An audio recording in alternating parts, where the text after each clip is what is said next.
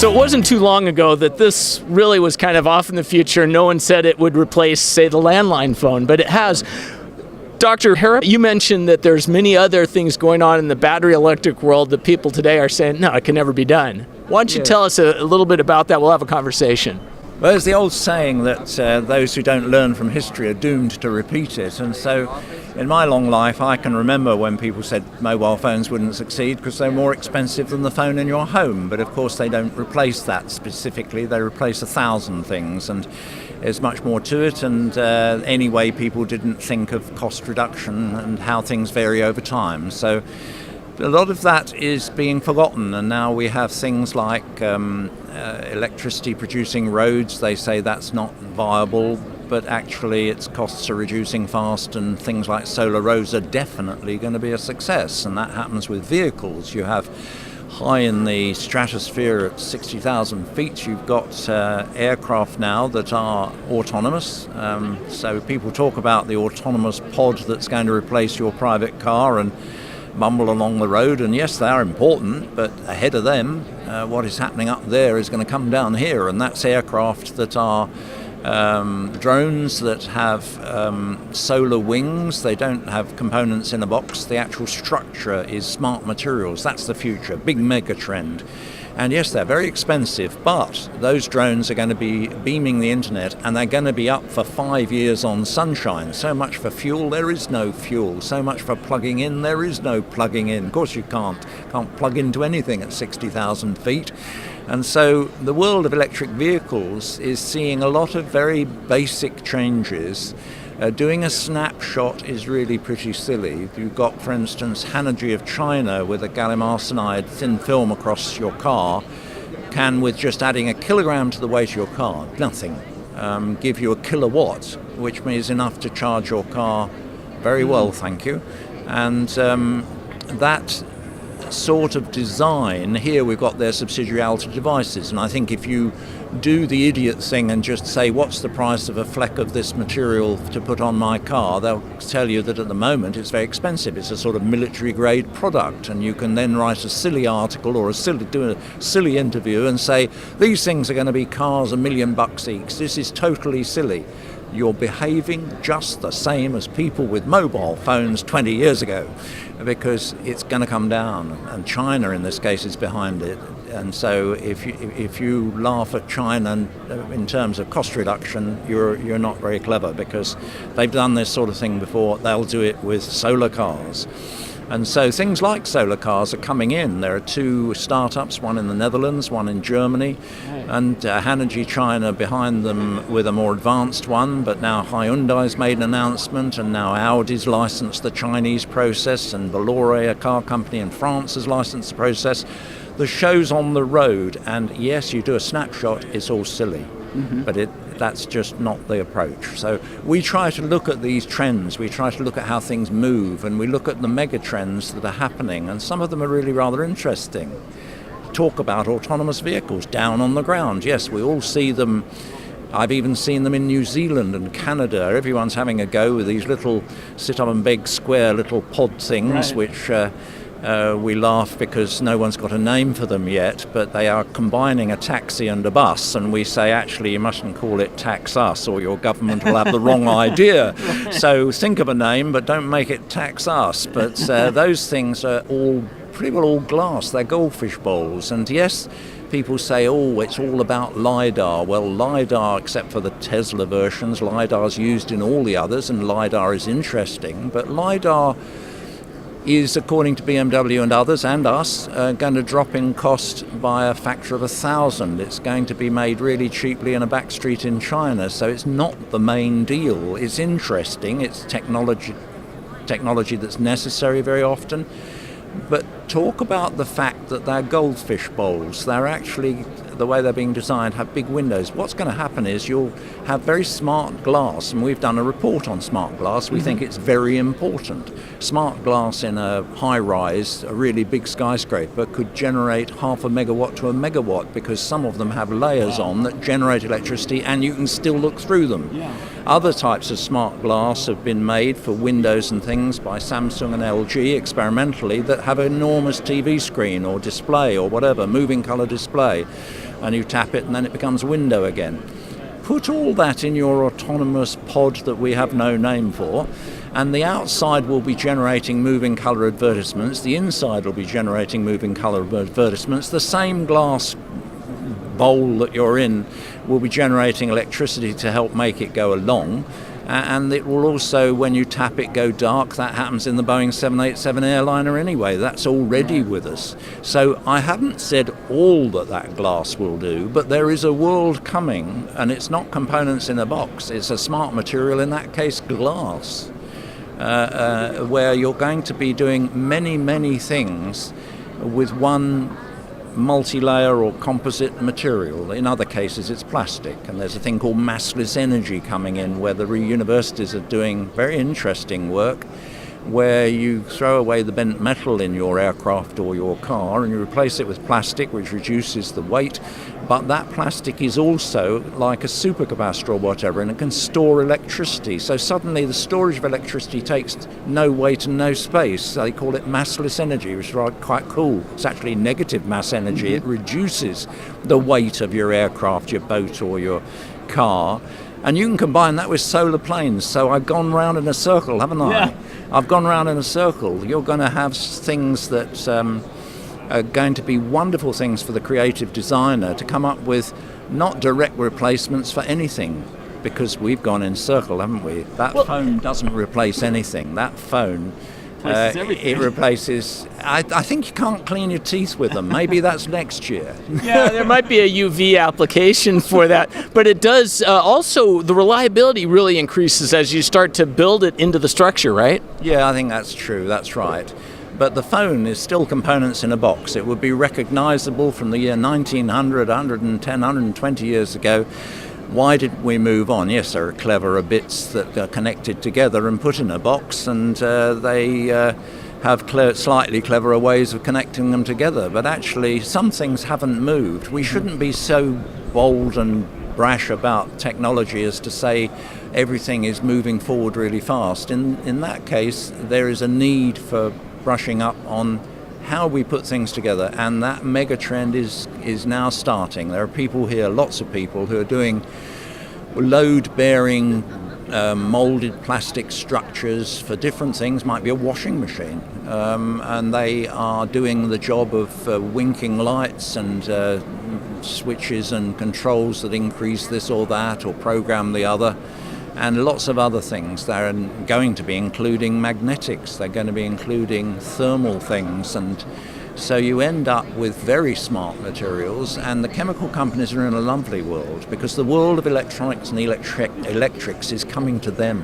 Mm-hmm. They just have to jump on board as it comes to them. One of the fascinating things from a couple of years ago was the prediction by your organization that bus batteries actually would be the driver of batteries. Are you seeing that come to fruition? We're almost in 2019 now. There have been some years recently when the money spent on bus batteries has been more than the money spent on car batteries for pure electric vehicles in both cases. China, we don't see much of buses because they're nearly all in China. There are about 200,000 of them, and they're almost entirely made in China for China. But China is now in a position to sell electric buses at maybe half the price, because they enjoy orders of $1 billion at a time for 2,000 buses, thank you very much, whereas in the West we're very grateful for an order for 20. Mm-hmm. So it's pretty tough to compete with the Chinese on that, but to their credit, they're innovating very fast too. They don't have all the aces. There's a lot of great advances in solar buses, even in Uganda, in the middle of Africa. There's a lot of sun there, mm-hmm. And they actually have solar panels over the whole bus that are worth having, and they increase the range a lot. And I could bore you with a lot of new motor technology and new power electronics technology, but one thing, I was interviewing BYD, the leader in China that's here, about all that world of what they're tackling, and they, like us, see a continuum between a bus, a truck and whatever going electric, and Edison saying in 1880, make electricity where you need it. And that means mini grids and microgrids, and your home being able to withstand the grid falling down which is increasingly happening by making its own electricity, storing its own electricity. This devolvement, you get away from all the problems of cyber attacks like Russia did on the grid in Ukraine and so on. And so there is much more investment now in what we call off-grid. You may be connected to the grid for backup, but that's academic. The point is you're capable of being off-grid. And the world of exactly the same things in a bus or in a boat or in a plane. And so a lot of people are moving sideways, and it's more than just Toyota's gone into planes and boats. It's more than BMW's gone back into planes. It's much more than that. BYD is into forklift trucks as well as buses and cars, and is obviously going to go into many other things. And even in the case of BYD, yes, they're involved in making your home independent of the hurricane.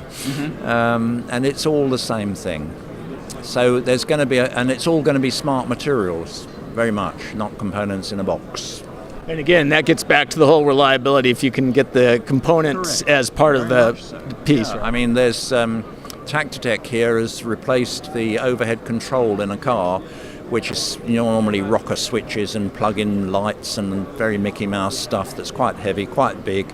And they've replaced 65 parts with one. It's just one bit. And you can run a hose over it, you can freeze it, and you can boil it, and it still works. And you couldn't do that with all the funny bits you fitted together before. Yeah. It lasts effectively forever, so its reliability is certainly 10 times as much. Its life is certainly 10 times as much. Its volume and its weight are, in some cases, something like 80% less. And yes, maybe in some cases it's slightly more expensive, but the service is non-existent. You don't need to service it. It's not a problem anymore. It's fit and forget. That, you imagine that in aircraft. We are going to have regional aircraft that are pure electric.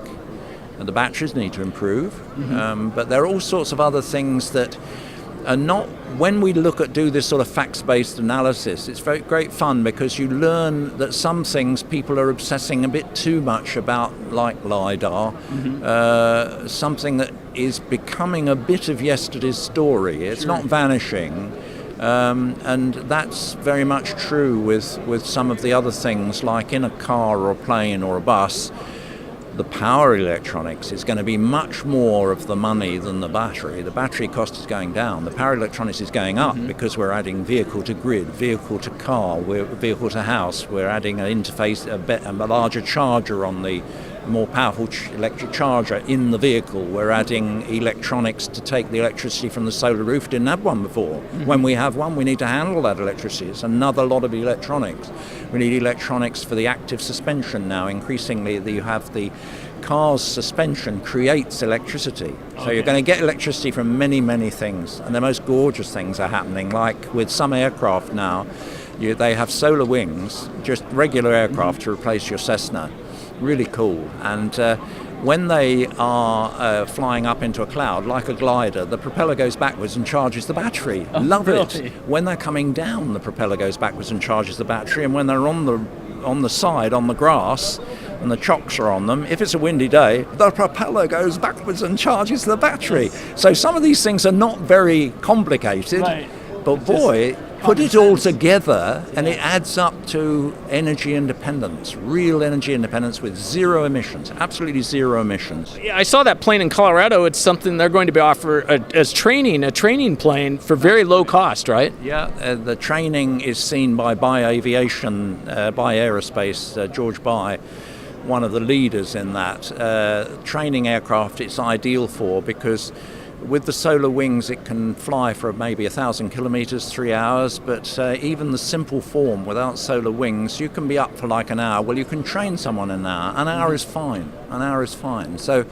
he's a very impressive person. Yeah. No fuel costs in that hour, right? No. And would you believe an aircraft where you can fly along and you hear what people are saying on the ground? How cool is that? That's right. Well, I just had a ride in one of the Arcimoto three-wheel electric vehicles, and it was thrilling. I mean, yes, there's an equivalent of that in Greece that's a three-wheeler that's solar, never plugs in. Excellent. So do you see those kind of vehicles kind of being the next scooter share? Do you think there's a potential for that sort of thing where you have these mini electric vehicle share? Well, let's be really speculative, shall we?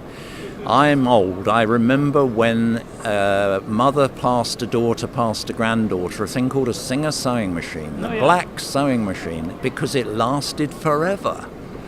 It didn't do Singer a lot of good, I might say, but because it lasted forever. But it was an amazing thing that was really a staple in a house.